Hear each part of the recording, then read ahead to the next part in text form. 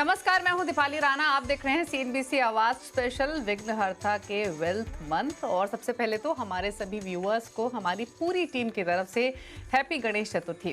क्या आप जानते हैं गणेश भगवान और निवेश के बीच में गहरा कनेक्शन है और ये कनेक्शन स्पिरिचुअल भी है और सिंबॉलिक भी है। आमतौर पे जब हम किसी नए वेंचर की शुरुआत करते हैं, नया घर खरीदते हैं, नया बिजनेस, नए फाइनेंसेस की शुरुआत करते हैं तो विघ्नहर्ता को याद किया जाता है। सबसे पहले उनकी पूजा की जाती है ताकि तमाम ऑब्स्टिकल्स हट जाए और सक्सेस हमें मिले। गणेश भगवान को उनके विजडम, उनके थॉट्स के लिए भी जाना जाता है और इसीलिए जब आप फाइनेंशियल प्लानिंग करते हैं तो बहुत इंपॉर्टेंट होता है clarity of thought, clarity of wisdom, patience. ये सभी एलिमेंट्स हमें भी रिक्वायर्ड होते हैं हमारी फाइनेंशियल प्लानिंग के लिए। और कभी क्या आपने ध्यान दिया है कि गणेश भगवान के क्यों बड़ा सर, बड़े कान और छोटी आंखें हैं? इनका भी खास कनेक्शन है आपकी इन्वेस्टमेंट अप्रोच को लेकर। आमतौर पे माना जाता है बड़ा सर यानी बिग थिंकिंग, छोटी आंखें यानी फोकस और बड़े कान ताकि आप ज़्यादा से ध्यान से सुन सकें कि एग्जैक्टली आपको करना क्या है। तो ये गहरा कनेक्शन है निवेश का और गणेश भगवान का। तो क्यों ना इस गणेश चतुर्थी, अगर अब तक आपने अपने निवेश की शुरुआत नहीं की है तो उसका श्री गणेश किया जाए। और इसमें मदद करेंगे हमारे दो एक्सपर्ट जो आज के स्पेशल शो में हमारे साथ मौजूद हैं। हमारे साथ हेमंत रुस्तगी हैं वाइस इन्वेस्ट से, और साथ ही फिनफिक्स रिसर्च से प्रबलीन वाजपेयी हमारे साथ बनी हुई हैं। आप दोनों का ही स्वागत है और आप दोनों को भी सीएनबीसी की पूरी टीम की तरफ से गणेश चतुर्थी की ढेर सारी शुभकामनाएं। प्रबलीन, क्या आप रिलेट करती हैं गणेश भगवान की पूजा प्लस इन्वेस्टमेंट फाइनेंशियल प्लानिंग? बिल्कुल, बिल्कुल, एब्सोल्युटली दीपाली। मेरे ख्याल से सबसे पहले तो सबको गणेश चतुर्थी की बहुत सारी शुभकामनाएँ। एंड आई थिंक जैसे आपने बोला, हम सारे काम शुरू करने से पहले श्री गणेश करते हैं। सो आई थिंक बिल्कुल उनका बहुत ज़्यादा एक सिंबॉलिक रोल है कोई भी अच्छे काम की शुरुआत में। एंड फाइनेंसेस मेरे ख्याल से हम सबके जीवन को हर एक एस्पेक्ट को कहीं न कहीं गवर्न करते हैं। क्योंकि एक लाइफलाइन जो फाइनेंसेस की होती है वो बहुत इम्पोर्टेंट है। तो उसमें जो ट्रेड्स हैं जो आपने गणेश जी के बोले, जो एक इंटेलेक्ट है, जो विज़डम है, ये सारे एस्पेक्ट्स बहुत इम्पोर्टेंट हैं। एंड मेरे ख़्याल से बहुत अच्छा और पावन टाइम है। जिन इन्वेस्टर्स ने अब तक उन लोगों ने अपनी जर्नी की शुरुआत नहीं की और अब तक सोच रहे हैं कि हम कब कैसे शुरुआत करें, मेरे ख़्याल से ज़्यादा ऑस्पिशियस वीक या टाइम हो नहीं सकता। हेमंत जी, आपको भी गणेश चतुर्थी की ढेर सारी शुभकामनाएं। आप भी मानते हैं अब तक निवेश नहीं किया है, शुरुआत नहीं की है तो श्री गणेश कर दें इस बार गणेश चतुर्थी पे। और सही प्लानिंग, सटीक प्लानिंग बनाने के साथ साथ ज़्यादा सोचे ना, आगे बढ़ाएं कदम। मदद करने के लिए तो आप और हम लगातार मौजूद हैं ही। जी दीपाली, बिल्कुल ठीक। सबसे पहले तो गणेश चतुर्थी की शुभकामनाएं आपको और सभी दर्शकों को। देखिए, बिल्कुल सही है। देखिए, हम जब बात करते हैं गणेश जी की तो हम बात करते हैं कि अच्छी शुरुआत की। निवेश का जो शुरुआत की जो स्टेज है वो बहुत ही इंपॉर्टेंट स्टेज है। ये बात बिल्कुल सही है, जैसा आपने कहा कि बहुत ज्यादा सोचना नहीं है, आपको शुरुआत करनी है। वो हमेशा कहते हैं कि जितना जल्दी शुरुआत करेंगे उतना आपको फायदा होगा लॉन्ग टर्म में। तो ऑब्वियसली ये तो एक बहुत इंपॉर्टेंट फैक्टर है ही। दूसरी इंपॉर्टेंट चीज हमें ये समझनी है कि जो हमारी इन्वेस्टमेंट है वो एक वन टाइम एक्टिविटी नहीं है। वो ऐसा नहीं है कि एक बार करके आप उसको भूल जाएं या बंद कर दें। ये एक ऐसा प्रोसेस है जो आपकी पूरी लाइफ में चलेगा। इनफैक्ट अगर मैं कहूँ आसान भाषा में, तो ये शुरू होती है जब आप पहली इन्वेस्टमेंट करते हो और खत्म होती है जब आपकी जो आखिरी जो गोल है वो पूरा होता है। और इनफैक्ट हमारे कुछ गोल ऐसे हैं कि जब तक हम जिंदा हैं हमारे गोल्स रहेंगे। जैसे अगर हम रिटायरमेंट या पोस्ट रिटायरमेंट स्टेज की बात करें, तो ये समझ के कि ये एक प्रोसेस है जो पूरी लाइफ चलेगा। बहुत इंपॉर्टेंट है कि जल्दी से शुरुआत कीजिए, थोड़ा-सा प्लानिंग कीजिए। क्योंकि इन्वेस्टमेंट में अगर आप प्लान करेंगे, आपको सिर्फ ये देखना है कि आपको अपने पैसे से अचीव क्या करना है। ऐसा नहीं है कि आपके पास गोल नहीं है, हम सबके पास गोल है। थोड़ा-सा समय लगाइए, क्या-क्या गोल है, कितना समय है हमारे पास, कितना पैसा हमको अचीव करना है और उनको अचीव करने के लिए हमें कितना पैसा इन्वेस्ट करना है। तो ये चीज़ पे ध्यान रखना है। और जैसे मैंने पहले कहा, जितना जल्दी हो सके शुरुआत कीजिए। एक वेल बैलेंस पोर्टफोलियो जो आपने भी कहा शुरुआत में, वो बनाने की बहुत ही ज़रूरी है। क्योंकि रिस्क और रिवॉर्ड का बैलेंस हमेशा आपके पोर्टफोलियो में होना चाहिए। तो शुरुआत बहुत इंपॉर्टेंट है। कभी-कभी हम उसको थोड़ा नज़रअंदाज करके एक हौच-पौच तरीके से या एड हॉक तरीके से शुरुआत करते हैं। उसको अगर हम अवॉइड करें तो मुझे लगता है, जैसे आप कहते हैं ना कि अच्छी शुरुआत मतलब आप समझ लीजिए कि 50% आपका टारगेट तो वहीं पे पूरा हो जाता है। अच्छा प्रबलीन, अब शुरुआत करनी ही है इस मौके पर तो पहले जो एप्रीहेंशंस है ना इन्वेस्टर्स के मन में, जो अभी भी इस इंडस्ट्री से, इन्वेस्टमेंट जर्नी से दूर हैं, उनको दूर करने की कोशिश करते हैं। आप भी जानती हैं कि अभी भी जो म्यूचुअल फंड इंडस्ट्री है काफ़ी अंडर पेनिट्रेटेड है। पोर्टफोलियो प्लानिंग के नाम पर अभी भी बहुत अवेयरनेस नहीं है। और इनफैक्ट मैं ये शो लगातार होस्ट करती हूँ और मैं आपको बताना चाहूँगी, मैं अगर अपनी एक्सटेंडेड फैमिली में जाऊँ तो बहुत सारे ऐसे लोग हैं जो ट्रेडिशनल एफडीज, आरडीज, स्कीम्स इनमें इन्वेस्ट करते आ रहे हैं और इससे बाहर निकलने के बारे में अगर उनको जानकारी दी जाए कि आप म्यूचुअल फंड्स में इन्वेस्ट कीजिए, प्रॉपर पोर्टफोलियो प्लानिंग कीजिए, तो बहुत सारे एप्रीहेंशंस उनके मन में हैं। कैसे होगा, क्या होगा, रिटर्न कितना मिलेगा, फिक्स नहीं हुआ, नुकसान हो गया तो उन एप्रीहेंशंस को मैं चाहती हूँ कि आप दूर करें। किस तरीके से वो आगे बढ़े, अगर वो पोर्टफोलियो प्लानिंग की तरफ बढ़ते हैं तो क्या इफ्स एंड बट्स हो सकते हैं, प्लीज़ बताइए। जी। पहले तो मेरे ख्याल से दीपाल जी, एब्सोल्युटली जो एक एप्रीहेंशन है वो कहीं न कहीं जब हम मार्केट रिलेटेड प्रोडक्ट्स की बात करते हैं तो हो सकती है, सो वो लाज़मी है। बट मेरे ख्याल से अगर कोई अपनी शुरुआत करना चाहते हैं तो कुछ बेसिक एस्पेक्ट्स का ध्यान रखिए मेरे ख्याल से जो उनको हेल्प करेंगे। नंबर 1 कि यहाँ पे आपको कुछ भी ऐसा नहीं सोचना है कि आज आप पैसा डालेंगे और कल आपका पैसा दुगना हो जाएगा और चौथे दिन 10 गुना हो सकता है, ऐसा कुछ नहीं है। ये एक सिंपल और बहुत सारा पेशेंस डिमांड करने वाला प्रोसेस है। यानी कि सबसे पहले जो भी आना चाहते हैं और अपनी इन्वेस्टमेंट जर्नी की शुरुआत करना चाहते हैं, उनको ये समझना है कि जब equity investing specially through mutual funds की हम बात कर रहे हैं, तो आपको नॉन लीनियर कंपाउंडिंग का जो एक कॉन्सेप्ट है उसको समझना है। क्योंकि आज आपने पैसा डाला, ऐसा हो सकता है कि जो आपकी एसआईपी है वो आपको 1 साल में भी कुछ रिटर्न्स ना दे, 2 साल में भी रिटर्न ना दे। यानी कि आपका काफ़ी यहाँ पेशेंस जा सकता है। यहाँ पे मेरे ख्याल से एक बहुत अच्छा उदाहरण है दीपाली, जिसको हम चाइनीज बैम्बू बोलते हैं, जहाँ पे जो किसान होता है वो 3 से 4 साल खेती करते रहते हैं और जमीन के ऊपर कोई फसल नहीं दिखती है, और 5वें साल में जाके जो पूरी जो चाइनीज बैम्बू है उसकी ग्रोथ आती है और अचानक से बहुत लंबी होती है। तो यानी कि जो ग्रोथ है वो अंडरनीथ हो रही है। तो यहाँ पे जब भी आप शुरुआत करें, आप इमीडिएट रिटर्न्स का ख्याल भूल जाएं। आपको इसको मिनिमम 5 इयर्स का एक तपस्या बना के चलना है, एंड 5 ईयर एंड अपवर्ड की तरफ ही आप इक्विटी में निवेश करें। सेकेंडली मेरे ख्याल से दीपाली, अपने रिस्क पोर्ट अपने जो आपका रिस्क एपेटाइट है, जो आपकी खुद की फाइनेंशियल सिचुएशन है, बिकॉज़ हर इंसान की अलग है, उसके हिसाब से भी आप सिर्फ इन्वेस्टमेंट करें। आप जोखिम लेके, उधार लेके इस तरीके से कभी भी निवेश ना करें। आपके पास एक इमरजेंसी कॉर्पस होना चाहिए जो शुरुआत में कम से कम आपके महीने के 3 से 6 खर्चे के बराबर हो, 6 महीने के खर्चे के बराबर एंड इवेंचुअली आपके पास साल भर के खर्चे का जो पैसा है वो एट एनी टाइम वैसे भी होना चाहिए, अगर हम एक पर्सनल फाइनेंस के लेवल से भी बात करें।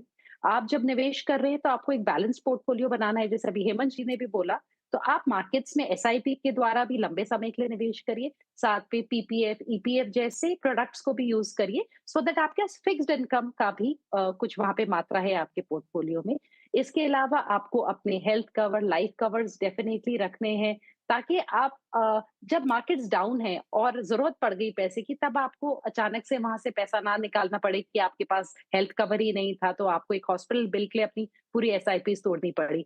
बिकॉज दीपाली, अगर हम अनरियलिस्टिक एक्सपेक्टेशंस के साथ दूसरों की कहानियां सुन के, दूसरों के नंबर्स को देख के ग्रीड में निवेश करेंगे, तो मेरे ख्याल से हमारी इन्वेस्टमेंट जर्नी सही नहीं हो सकती है। तो आपको पूरे संयम से, डिसिप्लिन तरीके से अपने निवेश की शुरुआत करनी है, और ये सारे जो बेसिक आपके हाइजीन चेक्स हैं, इनका ध्यान रखते हुए आप एक लॉन्ग टर्म गोल के लिए निवेश करिए। लंबे समय में आप डेफिनेटली इन्फ्लेशन बीटिंग रिटर्न्स अपने गोल्स के लिए बना पाए। इनफैक्ट हेमंत जी, ये तो एक किस्म की एप्रीहेंशंस हुई, इसके अलावा भी बहुत सारे ऑब्स्टिकल्स होते हैं इन्वेस्टर्स की सोच में। हालांकि बहुत अवेयर हो रहे हैं हमारे इन्वेस्टर्स।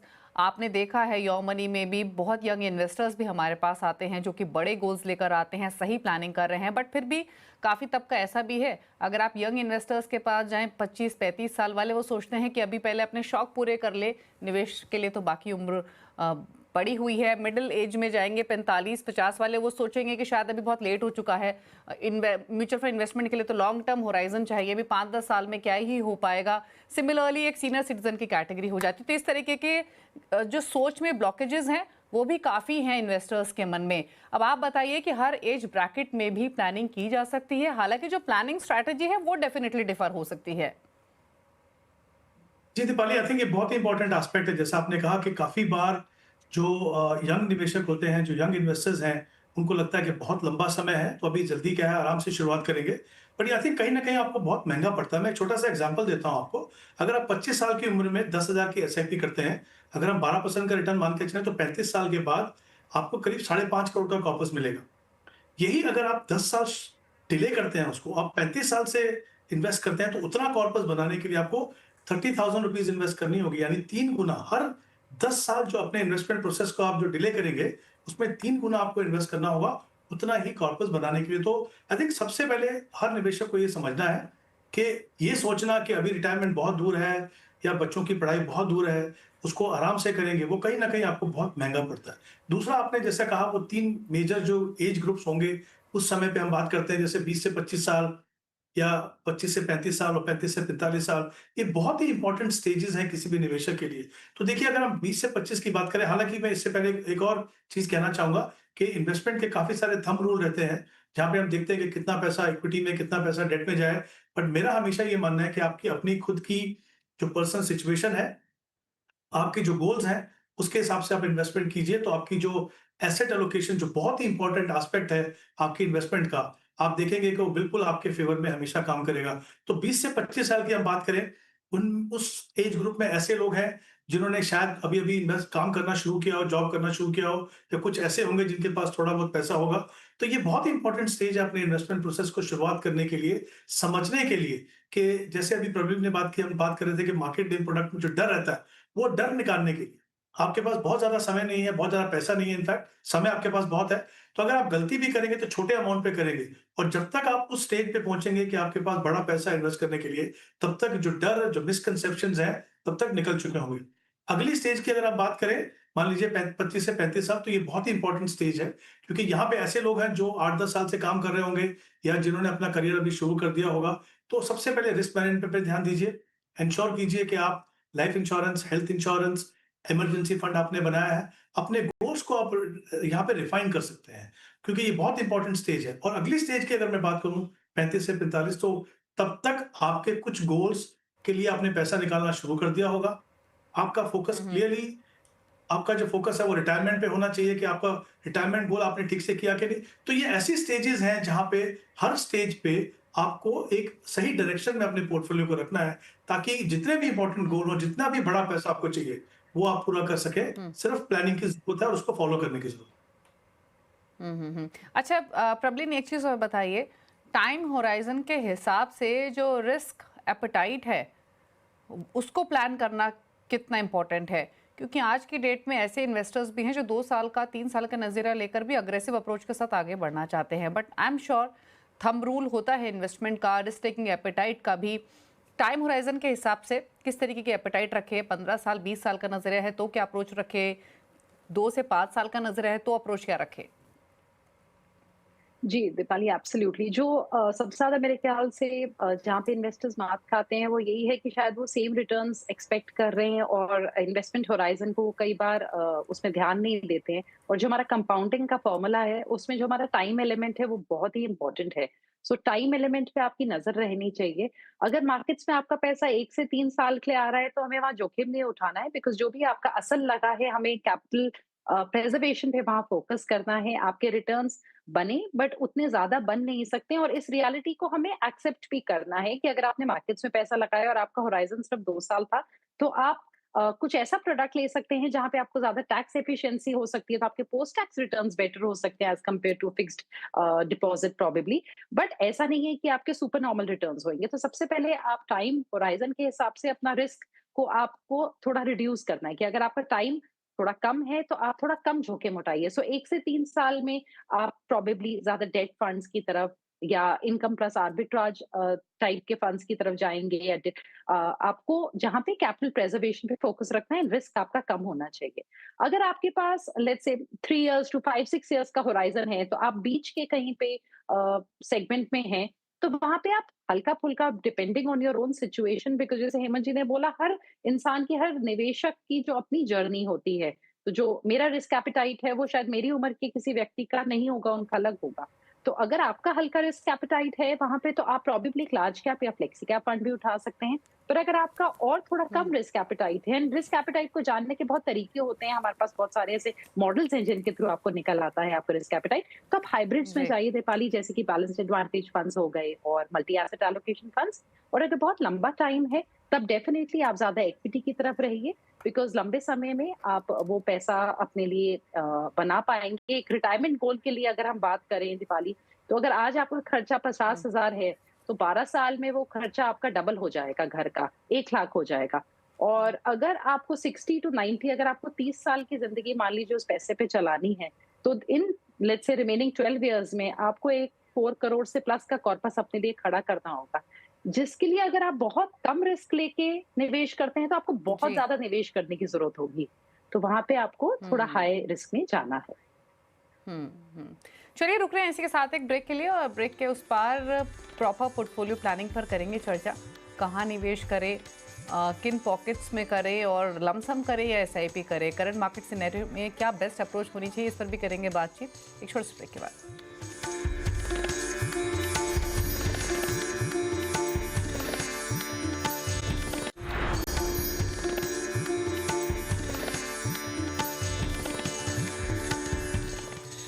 ब्रेक के बाद आपका स्वागत है। आप देख रहे हैं सीएनबीसी आवाज स्पेशल विघ्नहर्ता के वेल्थ मंथ। हमारे साथ हैं हेमंत रुस्तगी, प्रवीण वाजपेयी। लेकिन अब बात करेंगे पोर्टफोलियो प्लानिंग से जुड़े हुए कुछ और इंपॉर्टेंट एस्पेक्ट्स की। और हेमंत जी, इनफैक्ट अब जिस तरह का करंट मार्केट सिनेरियो है, इस मार्केट सिनेरियो में आपसे समझना चाहेंगे कौन सी वो मिस्टेक्स हैं जो इन्वेस्टर्स को नहीं करनी है एग्जिस्टिंग पोर्टफोलियोज में, या नई प्लानिंग अगर कोई पोर्टफोलियो की कर रहा है उस स्थिति में। देखिए दीपाली, सबसे पहले तो मैं कहना चाहूंगा ये बहुत ही इंपॉर्टेंट एस्पेक्ट है, और सबसे इंपॉर्टेंट चीज ये है कि आप जब भी इन्वेस्ट करें, आप करंट मार्केट सिचुएशन को देख के आप इन्वेस्ट नहीं करेंगे। क्योंकि ऐसा अगर हुआ तो, अगर बाजार मान लीजिए बहुत अच्छा कर रहा है तो आप बहुत ज्यादा पैसा इक्विटी में लगा देंगे, या अगर बाजार अच्छा नहीं कर रहा तो बहुत ज्यादा पैसा आप डेट में या कंजर्वेटिव ऑप्शन में लगा देंगे, और दोनों के दोनों सिचुएशन जो है लॉन्ग टर्म में आपके पोर्टफोलियो और आपके फाइनेंशियल फ्यूचर के लिए अच्छा नहीं है। दूसरी इंपॉर्टेंट चीज ये है कि मार्केट में वॉलेटिलिटी जो है एक बहुत ही नेचुरल सा फिनोमिनन है। अलग-अलग समय पे अलग-अलग कारणों से मार्केट में वॉलेटिलिटी आएगी। आपको जो आपका टाइम होराइज़न आपने जो डिफाइन किया गोल का, उस पे कमिटेड रहना है। अगर आप उसको फॉलो नहीं करेंगे, तो आप देखेंगे कि आप अपनी एसेट एलोकेशन को समय-समय पे बदलेंगे, तो जो एंड रिजल्ट होगा, जो होना चाहिए, उससे कहीं अलग होगा। तो आई थिंक ये मुझे लगता है बहुत ही इम्पोर्टेंट एस्पेक्ट है कि जिस पे आपको ध्यान देना है। तीसरी बात, कभी भी अपनी एसेट एलोकेशन को आप मत छोड़िए। एसेट एलोकेशन का सबसे इम्पोर्टेंट फायदा वही है कि वो आपको बताता है कि आप कितना रिस्क ले रहे हो अपने पोर्टफोलियो में, और आपको ये भी बताता है कि आप किस तरह का रिटर्न एक्सपेक्ट कर सकते हो। क्योंकि एसेट एलोकेशन में जब आप डिफरेंट एसेट क्लासेस को देखते हो, तो आपको पता है कि ऑन एन एवरेज कितनी रिटर्न आपको मिल सकती है। तो कहीं न कहीं जो डिसअपॉइंटमेंट हमें एज़ एन इन्वेस्टर होती है, वो आपको नहीं होती है। तो आई थिंक ये 3 इम्पोर्टेंट एस्पेक्ट किसी भी निवेशक को हमेशा ध्यान रखना है, और सबसे इम्पोर्टेंट, जैसे मैंने शुरुआत में कहा, अपनी जो भी डिसीजन ले इन्वेस्टमेंट को अपनी ज़रूरत के हिसाब से लें। आपकी क्या रिक्वायरमेंट है, ना कि मार्केट में अभी क्या हो रहा है। हम्म। अच्छा, प्रबलीन, आपके हिसाब से करंट मार्केट सिनेरियो में लमसम पैसा डालना बेहतर है या लमसम बिल्कुल अवॉइड करें, स्टैगर्ड वे में निवेश करें, एसआईपी बाइंग करें? क्योंकि देखिए ज़बरदस्त रिटर्न हमने एक्विटीज़ हो, स्टॉक्स हो या म्यूचुअल फंड्स हो, उनकी तरफ से पिछले 4-5 सालों में आते हुए देखे हैं। इस साल की शुरुआत से आई एम श्योर ज़्यादातर जिन्होंने नई शुरुआत की होगी उनके पोर्टफोलियोज या तो फ्लैट होंगे या थोड़े बहुत नेगेटिव साइड पर ही होंगे। तो उस स्थिति में किस तरीके की अप्रोच होनी चाहिए अगर हम नई निवेश की बात कर रहे हैं? जी। दीपाली, बिल्कुल आपने ठीक कहा। In fact not only year to date, पर हाँ, ऑलमोस्ट अगर हम 1 साल के रिटर्न्स देखें तो भी काफ़ी फ्लैट है, इनफैक्ट नेगेटिव भी हैं कुछ स्कीम्स में। सो पर एक चीज़ से मैं टोटली एग्री करूँगी जो हेमंत जी ने बोला, कि आपको अपने गोल्स को सबसे इम्पोर्टेंटली देखना है दीपाली, कि आप जब निवेश कर रहे हैं। अगर आपका गोल है कि आपको पैसा लेट्स से आने वाले 4 से 5 साल में चाहिए, तो आई थिंक आप डेफिनिटली लमसम कर सकते हैं, पर वो लमसम डेफिनिटली स्मॉल कैप या मिड कैप में नहीं होगा। हमें वहाँ पे एक ऐसा प्रोडक्ट चुनना है जहाँ पे हमारे पास कुछ सेफ्टी नेट हो, बिकॉज़ हमारा 4-5 इयर्स का टेन्योर है। तो हम वहाँ पे हाइब्रिड्स में बैलेंस्ड एडवांटेज या मल्टी एसेट एलोकेशन जैसे फंड्स में जाएँगे, और वहाँ पे भी हमें देखना है कि वो फंड हमें कितनी डाउनसाइड प्रोटेक्शन देता है। पिछले साल सितंबर से लेके अगर इस साल हम अप्रैल तक देखें, तो जब निफ्टी 15.5% गिरा था, तो काफ़ी ऐसे फंड्स थे इस कैटेगरी के जो 4 से 6% की रेंज में गिरे हैं। तो हमें कोई ऐसा फंड अपने लिए तलाश करना है, सो आप लमसम लगा सकते हैं, बट आपको एक फंड चुनना पड़ेगा जो आपका रिस्क मैनेज कर सके, सो फ्रॉम द हाइब्रिड्स। अगर आपका लंबे समय का पोर्टफोलियो है दीपाली, आपका 10 साल का, 12 साल का है, तब डेफिनिटली आपको अपने गोल को ध्यान में रख के इन्वेस्ट करना है। तो आप लमसम में अगर लार्ज कैप में कर रहे हैं तो आप ऐसे कर सकते हैं कि आप 50-60% एक गो में कर सकते हैं, बाकी आप एसटीपी चला सकते हैं। अगर आप स्मॉल कैप और मिड कैप में आपके पास लमसम है, तो आप थोड़ी मात्रा में करीबन 25% एक साथ डाल दीजिए, बाकी जो 75% है आप एसटीपी कर सकते हैं जी। लंबे समय का, ताकि आपकी एवरेजिंग हो जाए। तो ये डिपेंड करेगा आप एग्जैक्टली क्या स्कीम उठा रहे हैं, आपका क्या एलोकेशन है overall portfolio. But definitely staggered approach at times जब आप अगर थोड़े डाउटफुल हैं तब हेल्प कर सकती है, बट कई बार हमें अपवर्ड एवरेजिंग भी दे देती है। बट इस मार्केट में definitely I think partially lump sum and बाकी एसटीपी के माध्यम से करना for the long term portfolios भी सही अप्रोच रह सकती है। एंड बाकी मार्केट्स मेरे ख्याल से हर बार हमें नए लेसन सिखाती हैं, सो मार्केट्स को टाइम करना इज समटाइम्स अ फ्यूटाइल जी। एक्सरसाइज। तो बेस्ट है कि आप अपने गोल्स को नजर में रख के उस हिसाब से निवेश करिए। हम्म। तो चलिए, वेल्थ मंत्र की तो अब तक बातचीत हुई इस शो में, लेकिन अब फाइनली पूछते हैं वो फंड्स हमारे दोनों एक्सपर्ट से जिनके साथ आप श्री गणेश कर सकते हैं अपने पोर्टफोलियो का लंबी अवधि के लिए। बताइए मुझे आपके टॉप 4 फंड्स। देखिए दीपाली, मुझे लगता है एक वेल डाइवर्सिफाइड पोर्टफोलियो के 3 इंपॉर्टेंट कैटेगरी हैं, एक मल्टी कैप, एक लार्ज एंड मिड कैप और एक फ्लेक्सी कैप। तो मेरी रिकमेंडेशन रहेगी मल्टी कैप में Kotak multi cap, large and mid cap में Motilal Oswal large and mid, Invesco large and mid और फ्लेक्सी कैप में HDFC flexi cap. Okay, Prableen आपके टॉप 4 फंड्स। सो जो थोड़ा सा मॉडरेट रिस्क चाहते हैं, जिनका होराइजन 4 से 5 साल का है दीपाली, उनके लिए एक मल्टी एसेट एलोकेशन फंड वो आईसीआईसीआई का देख सकते हैं।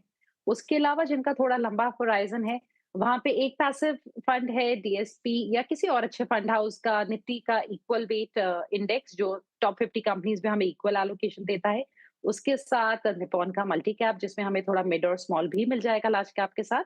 और तीसरा मुझे ऐसा लगता है क्योंकि इंडिया इज बेसिकली जो 60% है हमारा जीडीपी, हमारी कंट्री की इकोनॉमी, वो हमारी कंजम्पशन चलाती है और कंजम्पशन ने काफी हिट ली है पिछले महीनों में। सो एसबीआई का कंजम्पशन अपॉर्चुनिटीज फंड मुझे लगता है थोड़ा सा वहाँ पेशेंस आपका जा सकता है, but over the longer period of time I think वो एक अच्छी बेट है। और एक डिफेंसिव पोर्टफोलियो की तरह हम कंजम्पशन को देखते हैं जो इस बार निफ्टी से ज्यादा गिरा था। सो मेरे ख्याल से ऑलरेडी कंजम्पशन में काफी बीटिंग आई है, तो अगर आप थोड़ा पेशेंस रख सकते हैं सो एक अच्छी एलोकेशन हो सकती है। ओके, चलिए, तो आपको दोनों ही एक्सपर्ट्स ने टॉप 4 फंड्स बताए हैं। क्विकली नोट कर लीजिए दोबारा अगर आपने कोई भी फंड मिस किया है। हेमंत जी के फंड्स क्विकली लेकर आते हैं आपकी स्क्रीन्स पर। लंबी अवधि के लिए अगर आप हेमंत जी की चॉइस से पोर्टफोलियो बनाना चाहते हैं तो Kotak multi cap, Motilal Oswal large mid cap को चुन सकते हैं। इन फंड्स के साथ निवेश कर श्री गणेश कर सकते हैं। Invesco India large mid cap और एचडीएफसी फ्लेक्सी कैप है हेमंत जी को पसंद। प्रबलीन के टॉप 4 फंड्स भी आपके स्क्रीन पर हैं, नोट कीजिए। SBI consumption opportunities, DSP Nifty 50 equal weight index fund आप पिक कर सकते हैं। आईसीआईसीआई प्रू का मल्टी एसेट एलोकेशन और निपॉन का मल्टी कैप। तो अब तक अगर निवेश की शुरुआत नहीं की है तो कीजिए। आपको 8 फंड्स बताए गए हैं, तमाम टिप्स बताई गई हैं, समझाया गया है कि कैसे शुरुआत करनी है, कितनी इंपॉर्टेंट है फाइनेंशियल प्लानिंग करना किसी भी एज ब्रैकेट में। तो अब तक अगर नहीं किया है तो निवेश कर श्री गणेश करें। और इसी के साथ ढेर सारी शुभकामनाएं हमारे सभी व्यूअर्स को गणेश चतुर्थी के मौके पर। शुक्रिया प्रबलीन और हेमंत जी हमारे शो में आने के लिए। इसी के साथ स्पेशल शो में तो इतना ही। नमस्कार।